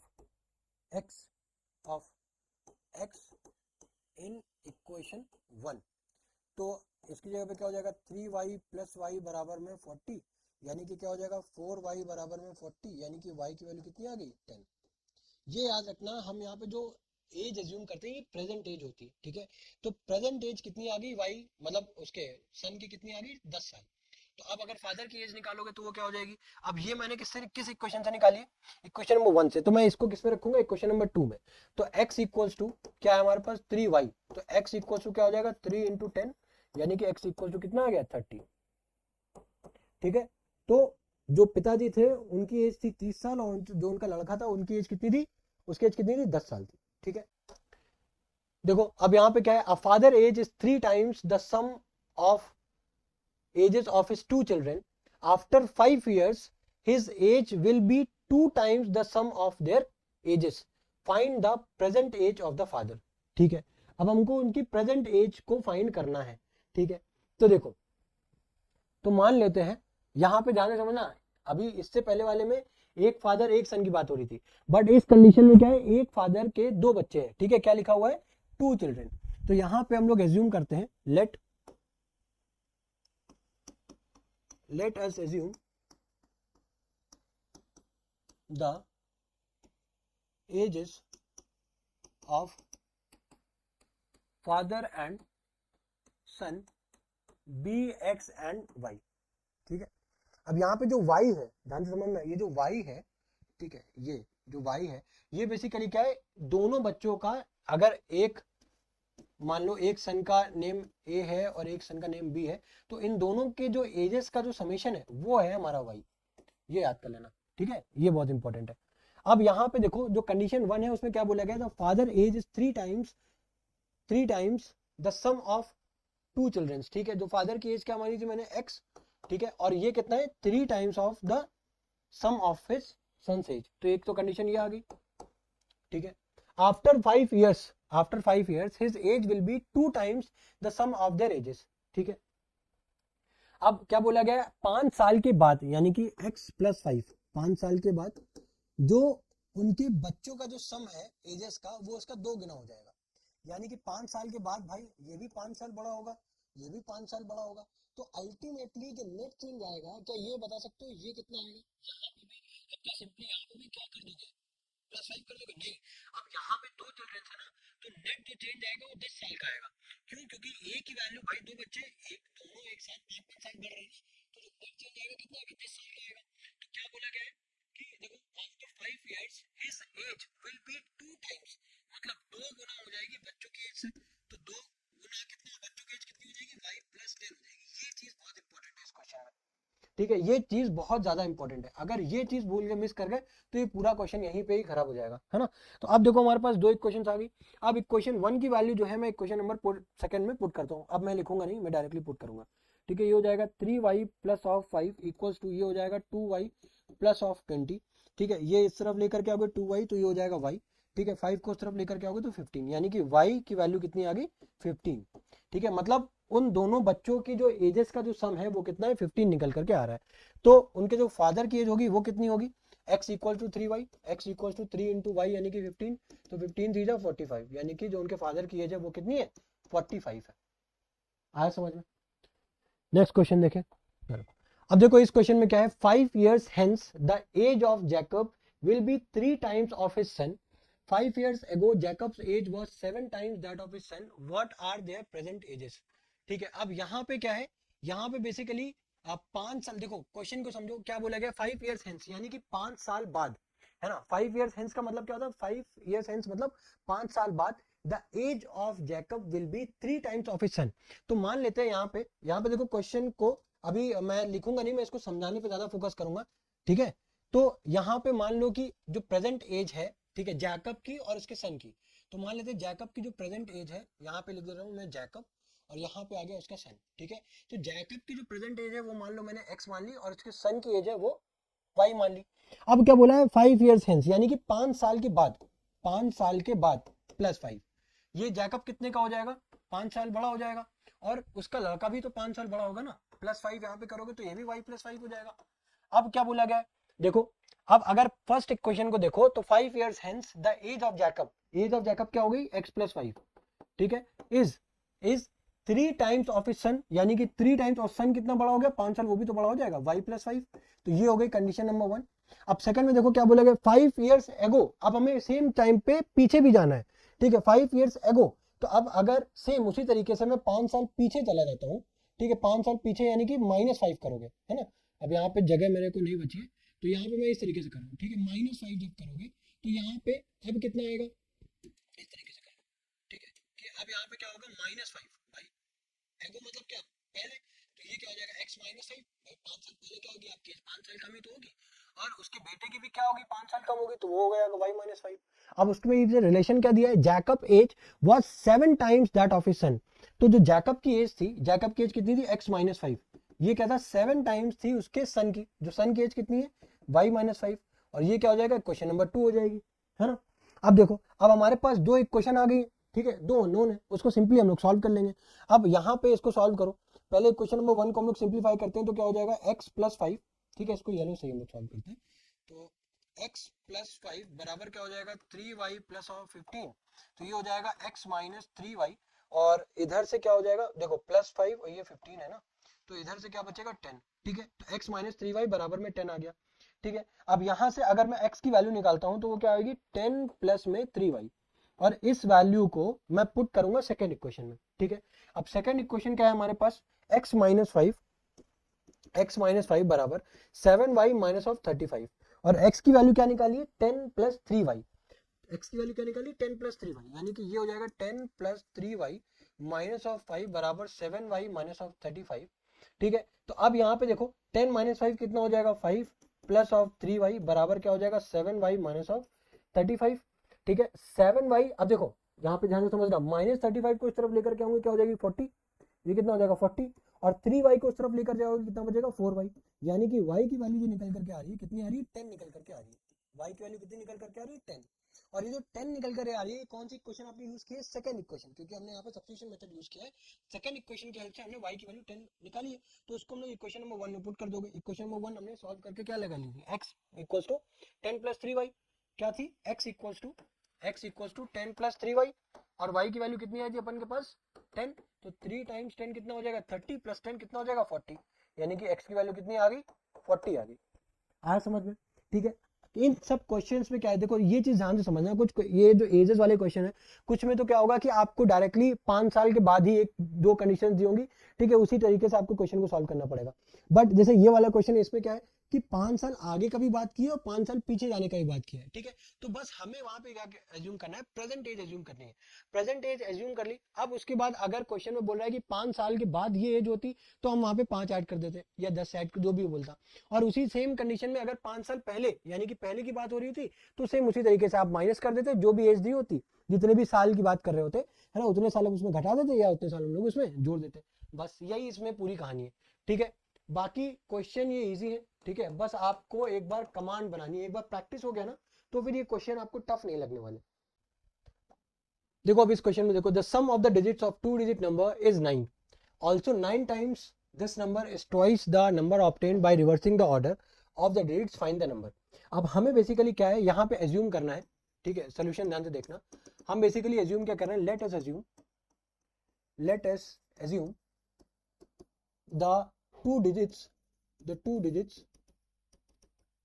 B x and y। अब बोला क्या गया है यहाँ पे, the sum of the digits of 2 digit number, ठीक है, the sum of the digits यानी कि x प्लस y को जब आप जोड़ोगे तो बोला गया है कि वो 9 होगा, ठीक है, और इस 2 डिजिट से जो नंबर फॉर्म होगा, right, also 9 times this number. अब ये तो हो गया 2 डिजिट्स हो गई, 2 और 3 तो 2 डिजिट्स हो गई, सपोज करो कि अगर मैं 2 डिजिट्स ले रहा हूँ 2 and 3, तो 2 प्लस 3 का समेशन उसने बोला है कोई 9 है, ठीक है, एज्यूम कर लो, ठीक है, मान लो आपसे बोला गया यहाँ पे क्या, क्वेश्चन में क्या बोलेगा, the sum of the digits of 2 digit number, तो मैंने यहाँ पे, मुझे डिजिट्स का तो पता नहीं था, तो मैंने एक को x एज्यूम किया, दूसरे को मैंने y एज्यूम कर लिया। अब उनको बोला गया जब आप सम करोगे तब आपको मिलेगा 9, ठीक है। अभी यहाँ पे डिजिट्स की बात हो रही है, बट इनको मिलाने से जो नंबर फॉर्म होगा उसको किस तरीके से लिखोगे, तो भाई जो नंबर होगा, सपोज अगर मेरे पास 23 है जो मैं बात कर रहा था, अगर आप इसको लिखोगे प्रॉपर, ठीक है, एक्सपेंडेड फॉर्म में, तो किस तरीके से लिखोगे 20 प्लस 3, इसी तरीके से तो लिखोगे, है ना, इसी तरीके से लिखो, क्योंकि 2 यहाँ पे क्या है 10th प्लेस पे, 3 1st प्लेस पे। उसी तरीके से जो x और y से जो नंबर बनेगा, उसको आप किस तरीके से लिखोगे, भाई x हमारा किसमें 10th प्लेस पे मान लो, y हमारा 1st प्लेस पे मान लो, तो 10x प्लस y बनेगा। तो दूसरी कंडीशन क्या बोली, ऑल्सो 9 टाइम्स, यानी कि 9 टाइम्स 10x प्लस y, ठीक है, ये बराबर होगा twice the number obtained by reversing the order of the digits, मतलब रिवर्सिंग द ऑर्डर, यानी कि 10x प्लस y था, यहाँ पे 10y प्लस x हो जाएगा, इस तरीके से हो जाएगा। अब अगर आप इक्वेशन 1 से अगर आप y की वैल्यू निकालते हो, तो वो क्या हो जाएगी, y की वैल्यू क्या हो जाएगी 9 माइनस x, और इसको आप सेकंड वाली इक्वेशन को जरा सिंप्लीफाई करो, तो ये क्या हो जाएगी 90x, क्या हो जाएगा 90x प्लस ऑफ 9y बराबर हो जाएगा 20y प्लस ऑफ 2x, है ना, ये हो जाएगा। आई होप ये समझ में आ रहा होगा, है ना। हम लोगों ने बेसिकली इतना ही जब भी हमारे पास ये डिजिट्स वाले क्वेश्चन आए तो हमें दो डिजिट्स फॉर्म फाउंड करनी है, लाइक एक्स एंड वाई। अब यहाँ पे डिजिट्स का समीशन बोला, इस वजह से हमने एक्स प्लस वाई किया। फिर उसके बाद जहां पे नंबर की बात करें तो हम लोग ये ध्यान रखना है कि जो भी आपने एक्स और वाई की वैल्यू जो डिजिट आपने एज्यूम की है, तो एक्स आपका आप एज्यूम कर लो, ये कोई दिक्कत नहीं है, आप ये भी मान सकते हो, ठीक है, कि वाई को आप यहाँ पे ओरिजिनल नंबर है, ठीक है, ओरिजिनल नंबर में आप वाई को भी यहाँ रख सकते हो और एक्स को आप वंस प्लेस पे रख सकते हो। बट जब आप इसको रिवर्स करोगे तो ये ध्यान रखना, जो आपने वंस प्लेस पे किया था वो टेंस प्लेस पे आ जाएगा और जो टेंस प्लेस पे था वो नंबर वंस प्लेस पे आ जाएगा, ठीक है। अब उसी को मैंने सॉल्व करके फर्दर हम लोग यहाँ पे सॉल्व करें सब्स्टिट्यूशन मेथड का यूज करके। अब इसको सॉल्व करोगे जब फर्दर, तो ये 2x इधर आएगा तो कितना हो जाएगा 88x, ठीक है। ये 9 उधर चला जाएगा तो क्या हो जाएगा 11y, यानी कि x की वैल्यू आ गई, या फिर आप बोल सकते हो y की वैल्यू क्या निकाल लो, x की वैल्यू आ जाएगी 1/8 ऑफ y, ठीक है। क्या वैल्यू आ गई x की 1/8 ऑफ y। अब इसी को मैं इस वाले क्वेश्चन में पुट अप करता हूँ, ठीक है, इक्वेशन नंबर 1 में। ये क्वेश्चन नंबर 1 थी और ये question number second. Equation number second से मैंने x की वैल्यू निकाली है, तो इक्वेशन नंबर 1 में मैं सब्स्टिट्यूट करूंगा। तो इक्वेशन नंबर 1 क्या हो जाएगा हमारा, x प्लस वाई, क्या है x प्लस वाई बराबर में 9 है, ठीक है। तो अब x की वैल्यू क्या है 1/8, x की वैल्यू क्या है 1/8 of y plus of y बराबर में 9, ठीक है। अब आप इसको एलसीएम लोगे तो क्या हो जाएगा, ये 9y अपॉन में 8 इक्वल टू 9, करेक्ट है। अब y की वैल्यू क्या आ गई, यहाँ से 8 आ गई भाई, 9 से 9 हो जाएगा कैंसिल, y की वैल्यू आ गई 8। अब इस y की वैल्यू को जब आप यहाँ पे पुट करोगे तो x की वैल्यू कितनी आएगी आपके पास 1। आया समझ में। सबसे पहले मैंने क्या किया, x और y डिजिट्स एज्यूम की, उसके बाद क्वेश्चन में बोला था सम करो उन डिजिट्स का, जो कि 9 आएगा, मैंने उसको सम कर दिया। दूसरे में क्या बोला था, उससे जो दो डिजिट से जो नंबर फॉर्म होगा, यानी कि 10x प्लस वाई, जो हमारे नंबर फॉर्म हो रहा था 10x प्लस वाई, ठीक है, ये नंबर का आप ट्वाइस करो, दो गुना, और ये बराबर होगा, सॉरी 9 टाइम्स इस नंबर का, ये बराबर होगा ट्वाइस, ठीक है, twice the number obtained by reversing the order, ठीक है, यानी कि 10x प्लस वाई था तो 10y प्लस x हो गया, ठीक है। अब जब ये कब फॉर्म हुए, जब आप इसको आपने रिवर्स किया है, ठीक है। तो ये कंडीशन है कि वहां से हम लोगों ने सब्स्टिट्यूशन मेथड का लाइक यूज करके हमने x और y की वैल्यू फाइंड कर ली, ठीक है, आया समझ में। अब देखो नेक्स्ट क्वेश्चन क्या है, the taxi charges in a city consist of fixed charge together with the charge for the distance covered for a distance of 10 km. The charge paid is rupees 105, and for the journey of 15 km the charge paid is rupees 155. What are the fixed charges and the charge per kilometer? How much does a person has to pay for traveling a distance of 25 km? देखो, जब कभी भी आप लोग taxi को book करते हो ना, जब कभी भी आप लोग टैक्सी को बुक करते हो, ठीक है, तो उस टैक्सी को जब आप बुक करते हो तो उसका कुछ एक फिक्स चार्ज होता है, ठीक है, और उसके बाद उसका एक क्या होता है, आपका वेरिएबल चार्ज होता है, जो डिपेंड करता है पर किलोमीटर के हिसाब से। सपोज करो इसका जो फिक्स चार्ज है, ठीक है, इसका जो फिक्स्ड चार्ज है, ठीक है, वो मैं मान रहा हूँ कुछ एक्स होगा, और उसके बाद जो चार्ज पर किलोमीटर लगेगा, भाई जितने किलोमीटर उसके बाद आप चलोगे उसके हिसाब से आपको पैसा देना होता है, वो मान लेते हैं जो आपका वेरिएबल पे होता है ना, जो आपका वेरिएबल पे है, ठीक है, वेरिएबल पे जो है पर किलोमीटर, वेरिएबल पे पर किलोमीटर हो जाएगा, वो मान लेता हूं मैं कि वाई है, ठीक है। तो एक्स और वाई दो हमारे पास वेरिएबल आ गए। अब कंडीशन देखो, कोई क्वेश्चन देखो कि बोल क्या रहा है। अब यहाँ पे बोला गया है द टैक्सी, अगेन मैं वही क्वेश्चन को ही रिपीट कर रहा हूँ, ठीक है, the taxi charges in a city consist of a fixed charge together with the charge for the distance covered, यानी कि variable charge for a distance of 10 kilometre. अगर आप 10 किलोमीटर चलते हो, ठीक है, तो आपको 105 रुपए पे करना पड़ता है, ठीक है। अब जो 10 किलोमीटर जो चल रहे हो, उसमें से ये बताओ कि एक्स रुपीज जो है वो तो फिक्स चार्ज है, वो तो आपको देना ही है, चाहे आप 10 किलोमीटर चलो चाहे 50 किलोमीटर, है ना। तो ये तो आपका एक्स फिक्स चार्ज हो गया। उसके बाद आपका जो y है ये वेरिएबल चार्ज है, यानी कि जितने किलोमीटर आप चलोगे उतना आपको देना है। अगर आप 10 किलोमीटर दे रहे हैं, आप चले हो, तो 1 किलोमीटर का अगर y है तो 10 किलोमीटर कितना हो जाएगा 10y, मिला करके आपने कितना देना पड़ा 105 रुपए। दूसरी कंडीशन में क्या है, and for the journey of 15 kilometre, भाई उसमें भी x तो सेम ही होगा, और 15 किलोमीटर आप चले यानी कि 15y, अब आपको कितना देना पड़ रहा है 155। ये आपकी क्वेश्चन हो गई 1 और ये आपकी क्वेश्चन हो गई 2।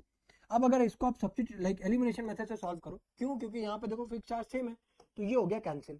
अब यहाँ पे क्या बचा, ये हो गया माइनस का 5y, है ना, माइनस का 5y, ठीक है, और यहाँ पे क्या हो जाएगा भाई, ये आपका 5 से 5 हो गया कैंसिल, ये आपका कितना बचा माइनस का 50, यानी कि जो y की जो वैल्यू आ गई है वो कितनी आ रही है 10।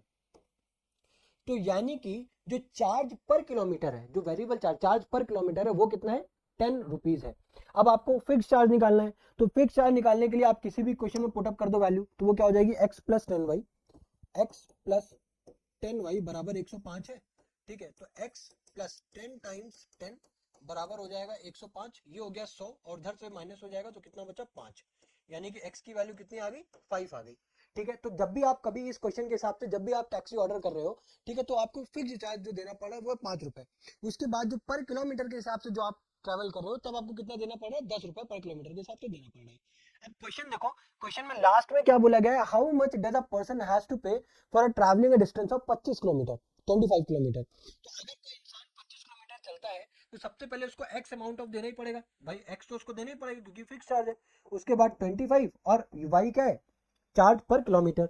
तो x की वैल्यू कितनी हम लोगों ने निकाली थी, x की वैल्यू 5 निकल करके आई थी और 25 और y की वैल्यू 10 है, यानी कि कितना हो गया 250 प्लस 5 यानी कि 255 रुपीज जो है वो आपको पे करने पड़ेंगे अगर आप 25 किलोमीटर की जर्नी कवर करते हो तो। ठीक है, आया समझ में। नेक्स्ट क्वेश्चन देखते हैं। अब नेक्स्ट क्वेश्चन में देखो, अ 2 digit number is 4 more then, अब यहाँ पे भी सेम है, डिजिट वाला ही क्वेश्चन है। A 2 digit number is 4 more than 6 times the sum of digits if 18 is subtracted from the number, the digits are reversed, find the number. ठीक है, अब यहाँ पे क्या बोला गया है, यहाँ पे भी अगेन हम लोग क्या एज्यूम करेंगे, 2 डिजिट्स एज्यूम करेंगे। Let us assume the digits be x and y। ठीक है, अब बोला क्या गया, द 2 डिजिट नंबर इज 4, यहाँ पे नंबर की बात हो रही है, डिजिट्स की बात नहीं हो रही है। तो नंबर से अब इससे जो फॉर्म होगा, जिससे फॉर्म होने वाला जो नंबर है वो क्या होगा 10x प्लस वाई। ठीक है, अब ये जो नंबर है ये बेसिकली 10x प्लस 4 जो नंबर है, ठीक है, ये क्या है, ये 4 more than 6 times of the sum of digits की बात हो रही है, तो यानी कि x प्लस वाई। ये चीज आपको याद रखनी है, अगर ये चीज समझ में आ गई तो फिर आपको इन सब क्वेश्चंस पे डाउट नहीं होने वाला है। ठीक है, अब देखो इस क्वेश्चन को, पहले इस क्वेश्चन को हम लोग सिंप्लीफाई कर लेते हैं। 10x प्लस वाई बराबर 4 प्लस 6x प्लस 6y।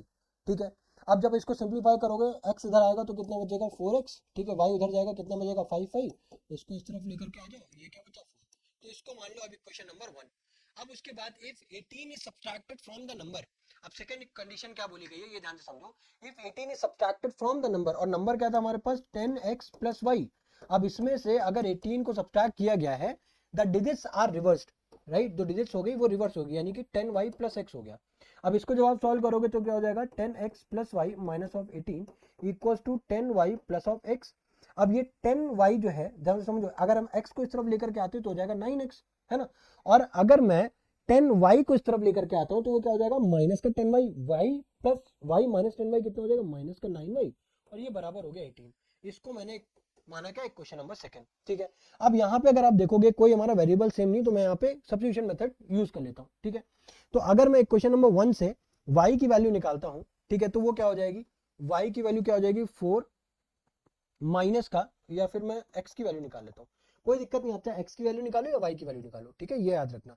तो x की वैल्यू जब आप निकालोगे तो क्या हो जाएगा 4 प्लस 5y अपॉन में, एक सेकेंड, x की वैल्यू आप निकाल रहे हो 4 प्लस 5y अपॉन में 4। हाँ ठीक है, अब इसको आप किससे पुट करोगे, substitute, put this value put this value in equation, कहां पे पुट कर रहे हो आप, सेकंड इक्वेशन में पुट कर रहे हो। सेकंड इक्वेशन क्या है 9x minus 9y, 9x minus में 9y बराबर में क्या है आपका 18। अब यहाँ पे 9x की वैल्यू क्या है 4 प्लस 5y अपॉन में 4। ठीक है, माइनस ऑफ 9, ये क्या हो जाएगा y बराबर में 18। ठीक है, अब देखो, अब इसको जब आप मल्टीप्लाई करोगे सॉल्व करोगे तो क्या हो जाएगा, यहाँ से भाई अब इसको सॉल्व हम लोग करेंगे तो 9 4 जा 36 प्लस 45, और यहाँ पे 4 से मल्टीप्लाई होगा, ये भी हो जाएगा 36 बाई, ठीक है, ये भी हो जाएगा 45 बाई, और यहाँ पे कितना बचेगा 18 मल्टीप्लाई बाय 4। ठीक है, अब यहाँ पे 45 माइनस 36 कितना बचेगा, कितना बचेगा 45 में से जब 36 को सब्ट्रैक्ट करोगे तो कितना बचेगा हमारे पास, हाँ 9 बचेगा। तो 36 प्लस ऑफ 9 बराबर में कितना, ये भी कितना है 9y, वो भी कितना बचेगा 9y बराबर में 18 इंटू 4। ठीक है, अब 9y की जो वैल्यू है वो क्या हो जाएगी 18 इंटू 4 माइनस ऑफ 36। ठीक है, अब यहाँ से अगर मैं 18 को कॉमन कर लूं, ठीक है, तो क्या बचेगा 18, और यहाँ पे बचा 4 माइनस 2। ठीक है, तो 9 से कैंसिल हो जाएगा, 2 टाइम्स 4 माइनस 2 यानी कि 4 आ जाएगा। तो y की वैल्यू कितनी आ गई, 4 आ गई। इसको जब आप सॉल्व करोगे तो y की वैल्यू कितनी आ जाएगी, 4 आ जाएगी। क्यों, मैंने यहाँ पे 18 कॉमन कर लिया, 4 माइनस 2, ठीक है, ये हो जाएगा आपका 2, 18 टू जा, और अगर आप ना भी मल्टीप्लाई करो 18 इंटू 2 रख दो, ठीक है, 9 टू जा 18 और 2 टू जा 4, ठीक है। तो y की वैल्यू आ गई हमारे पास 4, ठीक है। अब y की वैल्यू अगर 4 आ गई है, अब हमें x की वैल्यू भी चाहिए। तो हमने ध्यान से समझो, हमने यहाँ पर सब्स्टिट्यूशन मेथड यूज किया, और सब्स्टिट्यूशन मेथड में जो हमने y की वैल्यू निकाली है, ये हमने इक्वेशन 2 को यूज किया यहाँ पे। तो हम इक्वेशन नंबर 1 में वैल्यू को पुट अप कर देंगे। इक्वेशन नंबर 1 है क्या हमारे पास, 4x माइनस 5y, इक्वेशन है 4x minus 5y equals to 4। अब यहाँ पे y की वैल्यू कितनी गिवन है, y की वैल्यू गिवन है 4, ठीक है, इक्वल्स टू 4। तो ये कितना हो जाएगा, 4x minus of 20 equals to 4। तो यहाँ पे 4x, यहाँ पे क्या हो जाएगा, 4x बराबर 24। तो x की वैल्यू कितनी हो जाएगी, 6, ठीक है। तो यहाँ से आपको x की वैल्यू 6 मिल गई और y की वैल्यू कितनी आ गई, 4 आ गई, ठीक है। नेक्स्ट क्वेश्चन देखो, अब यहाँ पे देखो क्या बोला गया, the area of rectangle gate reduced by 80 square units if its length is reduced by 5 units and it's breath is increased by 2 units, ठीक है। सबसे पहले क्या करते हैं, एक हम लोग रेक्टेंगल को ड्रॉ कर लेते हैं, ठीक है। सपोज करो एक ये रेक्टेंगल है हमारा, ठीक है, एक रेक्टेंगल को हम लोग ड्रॉ कर लेते हैं, ठीक है, ये हमारा रेक्टेंगल है, ठीक है। अब यहाँ पे क्या है, the area of rectangle gate reduced. तो मान लेते हैं सबसे पहले जो इसका ओरिजिनल एरिया होगा ना, उसे मान लेते हैं जो उसकी लेंथ है वो x है, ठीक है, और जो ब्रेथ है वो y है, ये हमारा ओरिजिनल है, ठीक है। अब इसके बाद क्या बोला गया है कि the area of rectangle gate reduced by 80 square units. जो इसका एरिया है, ठीक है, जो अगर मैं इसके एरिया की बात करूं, ठीक है, एरिया, ठीक है, वो क्या है, रिड्यूस कर दिया गया है 80 स्क्वायर यूनिट से, ठीक है। The area of rectangle gate reduced by 80 square units, यानी कि एक्स वाई माइनस ऑफ 80, ठीक है। इफ इट्स लेंथ, राइट, क्या बोला गया, देखो यही तो बोला गया ना, the area of rectangle gate reduced by 80 square units, ठीक है। If its length is reduced by 5 units and it's breath is increased by 2 units.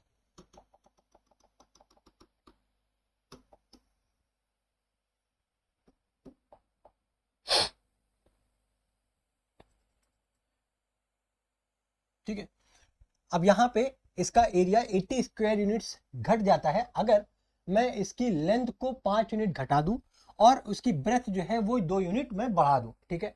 अगर इसकी लेंथ क्या हो जाए, रिड्यूस हो जाए बाय 5 यूनिट्स, ठीक है, यानी कि ये हो जाए अगर x माइनस 5, और जो इसकी y है यानी कि ब्रेथ वो अगर इंक्रीज होकर के कितनी हो जाए, y प्लस 2, अगर इस तरीके का कुछ हो जाता है, ठीक है, तो इसका जो ओरिजिनल एरिया है वो क्या हो जाएगा, वो 80 यूनिट्स क्या हो जाएगा, घट जाएगा। तो इसकी जो यूनिट बेसिकली जो इक्वेशन आएगी वो क्या हो जाएगी, जो ओरिजिनल एरिया है उसमें से 80 यूनिट सब्ट्रैक्ट हो जाएगा अगर उसका एरिया, उसके लेंथ में अगर आप 5 यूनिट सब्ट्रैक्ट कर देते हो और उसके ब्रेथ में 2 यूनिट बढ़ा देते हो, ठीक है। तो ये एक इक्वेशन आ गई, ठीक है। अब देखो इसको अगर मैं सॉल्व करूं तो यहाँ पे क्या हो जाएगा, एक्स वाई माइनस ऑफ 80 बराबर क्या हो जाएगा, इधर भी हो जाएगा एक्स वाई, ठीक है, क्या हो जाएगा उसके बाद इधर पे प्लस का 2x, ठीक है, माइनस का 5y। अब देखो एक्स वाई से एक्स वाई तो हो गया कैंसिल, ठीक है, क्या बचा, क्या हमारे पास अगर मैं देखूं तो 2x प्लस माइनस का 5y क्या बचा है, बराबर में माइनस का 80। अगर इस 80 को आपको पॉजिटिव बनाना है तो आप क्या कर सकते हो यहाँ पे कि आप जो लाइक दोनों तरफ क्या कर दो, माइनस से मल्टीप्लाई करा सकते हैं, या फिर आप इसको चाहो तो इसी तरीके से लिखा रहने दो, 2x माइनस ऑफ 5y बराबर में माइनस ऑफ 80। तो इसको आप मान लो इक्वेशन नंबर 1, ठीक है। अब देखो, अब सेकंड में क्या बोला गया, if we increase the length by 10 units.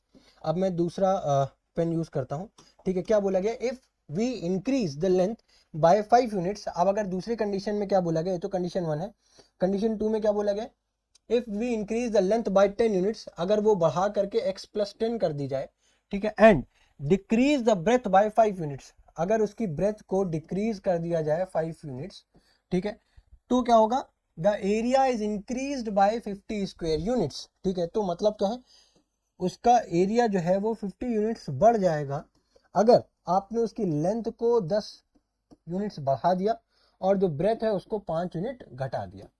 अब इसको भी आप सॉल्व करो तो वो क्या हो जाएगा, एक्स वाई प्लस ऑफ 50 बराबर एक्स वाई, ठीक है, और ये क्या हो जाएगा माइनस ऑफ 5x, ठीक है, प्लस ऑफ 10y, ठीक है, माइनस ऑफ 50, ठीक है, ये हो गया। अब यहाँ पे देखो एक्स वाई से एक्स वाई हो गया कैंसिल। अब इसके बाद यहाँ से देखो ये क्या हो जाएगा माइनस का 5x प्लस का 10y, ठीक है। तो इसको अगर इस तरीके से आप लाइक माइनस का 50 आप इस तरफ लेकर के आओगे प्लस का 50 हो जाएगा, ठीक है। तो यहाँ पे भी अगर आप इसको इस तरीके से लिखो तो उसके बाद बचेगा क्या माइनस का 5x प्लस का 10y बराबर में क्या हो जाएगा आपका भाई प्लस इधर आएगा ना तो क्या हो जाएगा प्लस का 100। ये हो गई क्वेश्चन नंबर सेकंड। इतना आ रहा है समझ में। अब हमारे पास देखो दो क्वेश्चन हो गए और दो अननोन है, ठीक है। तो इसको अब हमें फाइंड करना है, खाली आ रहा है ना समझ में। बस खाली मैंने एक क्वेश्चन पढ़ी है, जो क्वेश्चन में बोला गया वो मैंने किया, ठीक है। अब यहाँ पे आप हालांकि आप क्वेश्चन को जब लिखोगे, ठीक है, तो आप क्या करोगे पहले यहाँ पे एक स्टेटमेंट लिखोगे, let the original length and breadth for the rectangle be x and y, ठीक है। केस वन के लिए आप जब भाई यहाँ पे 5 यूनिट घट रही है 2 यूनिट बढ़ रही है, ये कंडीशन 1 हो गई, ये कंडीशन 2, तब उसको आप जब सॉल्व करोगे 2 इक्वेशन बनेगी। तो ये कुछ चीजें हैं जो आपको एडिशनल करनी पड़ेंगी, ठीक है, वो आप लोग कर सकते हो, कोई दिक्कत वाली बात नहीं है इसमें। अब यहाँ पे अगर मैं इसको देखूँ तो हमारे पास जो इक्वेशन हैं दो, ठीक है। अब इसको मैं दूसरे पेज में सॉल्व करता हूँ। 2x माइनस 5y, ठीक है, क्या है हमारे पास 2x माइनस में 5y बराबर में माइनस ऑफ 80, और क्या है, ठीक है, एक है दूसरे क्वेश्चन में minus 5x plus 10y minus 5x plus 10y बराबर में कितना है आपका 100, ठीक है। ये क्वेश्चन नंबर 1, ये है आपका क्वेश्चन नंबर 2, ठीक है। अब देखो, अब यहां से यहां पे इन दोनों इक्वेशन में अब ध्यान से समझना है, ठीक है। अब यहाँ पे मैं सब्स्टिट्यूशन मेथड का अगर मैं यूज करूँ तो इक्वेशन 1 से अगर मैं लाइक फ्रॉम इक्वेशन 1, ठीक है, मैं अगर y की वैल्यू निकालता हूँ, ठीक है, तो y की वैल्यू क्या आ जाएगी आपका 80 माइनस ऑफ 2x, ठीक है, अपॉन में माइनस का 5y हो जाएगा, ठीक है। या फिर एक काम करते हैं माइनस क्यों ही लेते हैं, है ना, x की वैल्यू निकाल लेते हैं। तो x की आप वैल्यू निकालोगे तो क्या हो जाएगा, ये हो जाएगा माइनस ऑफ 80, ठीक है, प्लस का 5y, ठीक है, अपॉन में क्या हो जाएगा 2, ठीक है, ये ठीक लग रहा है। अब इस x की वैल्यू को क्या करो तो क्या कर दो, put the value of x in equation number 2। अब इक्वेशन नंबर 2 क्या है, माइनस का 5x प्लस का 10y बराबर में 100, है ना। अब यहाँ पे x की वैल्यू क्या आई है आपकी माइनस का 5x, x की जगह पे आप रख सकते हो minus 80 plus of 5y upon में 2, ठीक है, और प्लस का 10y बराबर में क्या हो जाएगा आपका 100। अब उसके बाद अब आप इसको फर्दर सॉल्व करना स्टार्ट करो तो 80 इंटू 5 कितना हो जाएगा हमारे पास, माइनस ऑफ माइनस माइनस क्या हो जाएगा, देखो माइनस का 5 है, माइनस का 80 है, तो क्या हो जाएगा प्लस का 400, ठीक है। अब उसके बाद माइनस का 5 प्लस का 5 क्या हो जाएगा माइनस का 25y, ठीक है। अब यहाँ पे जब एलसीएम लोगे आप 2 10 कितना हो जाएगा 20, तो ये हो गया हमारे पास 20y बराबर में यहाँ पे 100 2 से मल्टीप्लाई होगा तो कितना हो जाएगा 200, ठीक है। अब देखो 400 में से 200 जब सब्सट्रैक्ट होगा तो इधर बच गया हमारा 200, ठीक है, माइनस 25y प्लस का 20y तो ये हो जाएगा माइनस का 5y बराबर में 0। तो यानी कि 200 बराबर में 5y, तो y की जो वैल्यू है वो क्या आ जाएगी 200/5, यानी कि y की वैल्यू कितनी आ गई 40, ठीक है। तो y की वैल्यू आ गई यहाँ पे हमारे पास 40। अब इस y की वैल्यू को क्या करो, substitute the value of y in equation number 1। अब इक्वेशन नंबर 1 क्या है हमारी, इक्वेशन नंबर 1 है 2x माइनस का 5y बराबर में माइनस का कितना है 80। y की वैल्यू अपने को निकल करके आई है 40, ठीक है। तो 2x माइनस 5 टाइम्स 40 बराबर में माइनस ऑफ 80, ठीक है। अब ये क्या हो जाएगा 2x माइनस ऑफ 200 बराबर माइनस ऑफ 80, ठीक है। तो 2x बराबर माइनस ऑफ 80 प्लस ऑफ 200, ठीक है। तो क्या निकल करके आया यहाँ पे क्या निकल करके आया भाई 200 में से 80 सब्ट्रैक्ट होगा क्या आ जाएगा 120, तो 2x और x की वैल्यू क्या हो जाएगी 120/2, यानी कि x की वैल्यू कितनी आ गई हमारे पास 60 आ गई, ठीक है। तो आई होप ये क्वेश्चन भी समझ में आया होगा। पहले हम लोगों ने क्वेश्चन को अच्छे से रीड किया, जो भी क्वेश्चन में बोला गया था हमने उसके अकॉर्डिंग इक्वेशंस को फॉर्म किया। इक्वेशन को फ्रेम करने के बाद हमने सब्स्टिट्यूशन मेथड ऑप्ट करके, ठीक है, एक्स और वाई की वैल्यू निकाली। अब आप चाहो तो एलिमिनेशन मेथड भी यूज कर सकते हो, ये आपके ऊपर डिपेंड करता है, ठीक है, टोटली आपके ऊपर डिपेंड करता है। अब देखो, अब ये लास्ट क्वेश्चन है हमारे इस चैप्टर का, ठीक है। अब इस क्वेश्चन को समझने से पहले सबसे पहले हम लोग ये समझेंगे, यहाँ पे देखो पहले क्वेश्चन को रीड करो। अ बोट गोज 30 किलोमीटर अपस्ट्रीम, यहाँ पे वर्ड यूज हो रहा है, एक यूज हो रहा है अपस्ट्रीम एंड 44 किलोमीटर डाउनस्ट्रीम। दो वर्ड यूज हो रहे हैं अपस्ट्रीम एंड डाउनस्ट्रीम। ये अपस्ट्रीम और डाउनस्ट्रीम का मतलब क्या है, ठीक है, वो भी हम लोग देखेंगे। इन 10 hours in 13 hours it can go 40 kilometre upstream and 55 kilometre downstream, determine the speed of the stream and the boat. ठीक है, अब देखो यहाँ पे होता क्या है, बेसिकली अगर हमारे पास कोई एक बोट है, ठीक है, अगर हमारे पास कोई एक बोट है, ठीक है, अब अगर ये बोट, देखो ये मान लेते हैं कि बोट की स्पीड कुछ होगी, अगर पानी में बोट चल रही है तो मान लेते हैं बोट जिस स्पीड से पानी में चल रही है वो है x।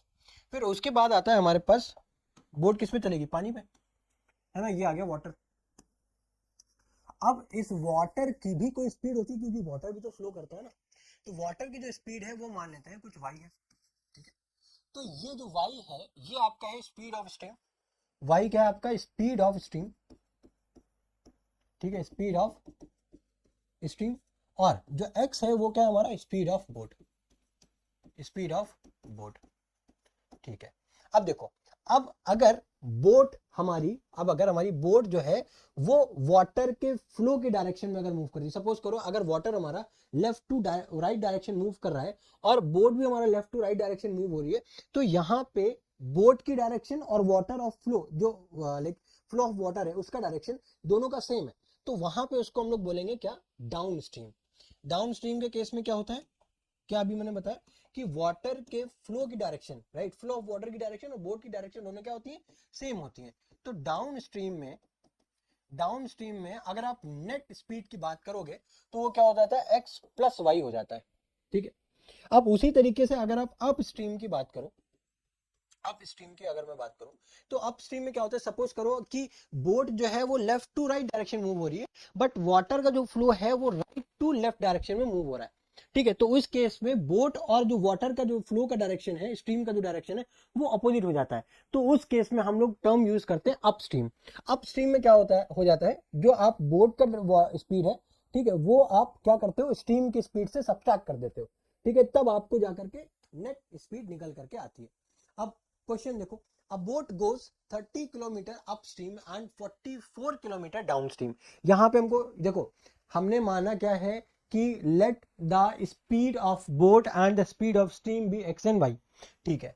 अब वहां पे क्या बोला है, a boat goes 30 kilometre upstream and 44 kilometre downstream, यानी कि वो डिस्टेंस गिवन है हमें, ठीक है, डिस्टेंस गिवन है और टाइम गिवन है, क्या गिवन है, डिस्टेंस गिवन है और टाइम गिवन है। हमसे पूछा क्या गया है, स्पीड पूछा गया है, और स्पीड बराबर होता क्या है, डिस्टेंस अपॉन में टाइम, क्या होता है, स्पीड बराबर डिस्टेंस अपॉन में टाइम होता है।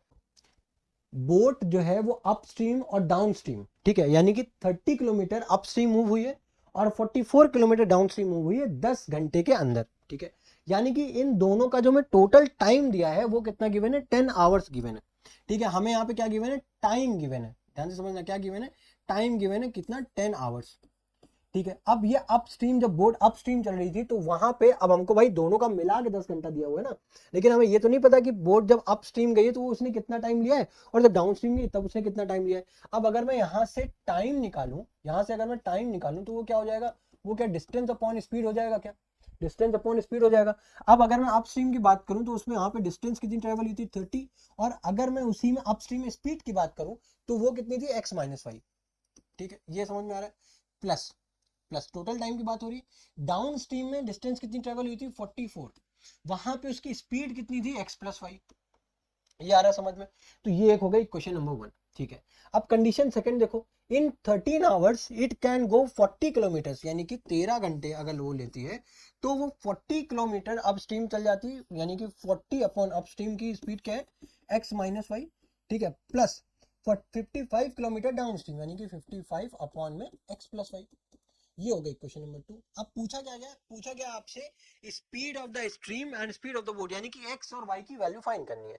अब यहाँ पे अगर इस क्वेश्चन को सॉल्व करोगे ना बहुत ज्यादा टाइम टेकिंग होगा, तो उसके लिए हम लोग क्या करते हैं, अगेन ध्यान से समझना, ये यहाँ पे इंपॉर्टेंट स्टेप है, ठीक है। आप क्या एज्यूम क्या करो, यहाँ पे 1 अपॉन एक्स माइनस वाई को आप p एज्यूम कर लो, और 1 अपॉन एक्स प्लस वाई को आप यहाँ पे q एज्यूम कर लो, ठीक है। तो जैसे हमने p और q एज्यूम किया, अब यहाँ पे जो इक्वेशन नंबर 1 है, इसको अगर इक्वेशन नंबर 1 और इसको इक्वेशन नंबर 2 मान लो, या फिर अभी मत करो, ठीक है, इसको p और q मानने के बाद, ठीक है, या 2 से 3 इक्वेशन बन जाएंगे, ठीक है, तो कोई दिक्कत नहीं है, डरने वाली बात नहीं है। अब यहाँ पे इसको इक्वेशन नंबर 1 मान लो, इसको इक्वेशन नंबर 2। अब यहाँ पे जब इक्वेशन नंबर 1 में जब आप 1/x - y की जो वैल्यू पुट करोगे तो क्या हो जाएगा 10 30p प्लस 44q, और ये क्या हो जाएगा 13 equals to 40p plus 55q। ठीक है, अब हमारे पास ये हो गया, इसको मैं नाम दे रहा हूँ इक्वेशन नंबर 3, और ये हो गया इक्वेशन नंबर 4। अब हम यहाँ से p और q की वैल्यू निकालेंगे। p और q वैल्यू निकालने के बाद फिर से हम इस यहाँ पे पुट करेंगे, तब जा करके हमें x और y की वैल्यू पता चलेगी। ठीक है, तो अब हम लोग लेते हैं एक नया पेज, ठीक है, वहां पे हम लोग इस इक्वेशंस को रखते हैं, ठीक है, और देन उसके बाद हम लोग सॉल्व करना स्टार्ट करते हैं। तो इक्वेशंस क्या है हमारे पास 30p प्लस 44q। ठीक है, अरे एक सेकेंड, ये क्या हो गया?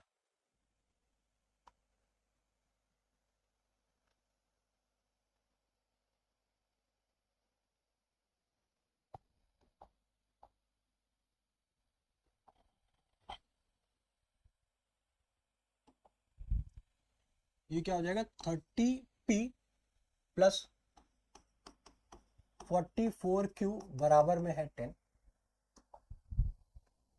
फिर उसके बाद है 40p प्लस 55q बराबर में 13। 40p plus 55, 40p 40p plus 55q बराबर में 13। ठीक है, इसको मैंने नाम दिया था थर्ड, और ये है हमारा क्वेश्चन नंबर 4।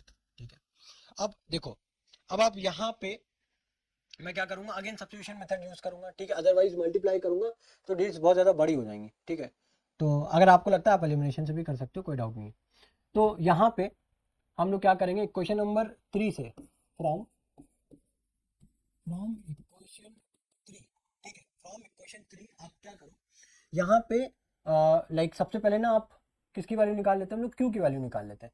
तो वो क्या हो जाएगी 10 माइनस 30p अपॉन में क्या हो जाएगा 44। ठीक है, अब इस वैल्यू को put this value of q इन कौन सी इक्वेशन में पुट कर दो, फोर्थ इक्वेशन में। ठीक है, तो वो क्या हो जाएगा 40p प्लस 55q की जगह पे क्या हो जाएगा 10 माइनस 30p अपॉन 44, ठीक है, इक्वल्स टू 13। ठीक है, ये हो गया।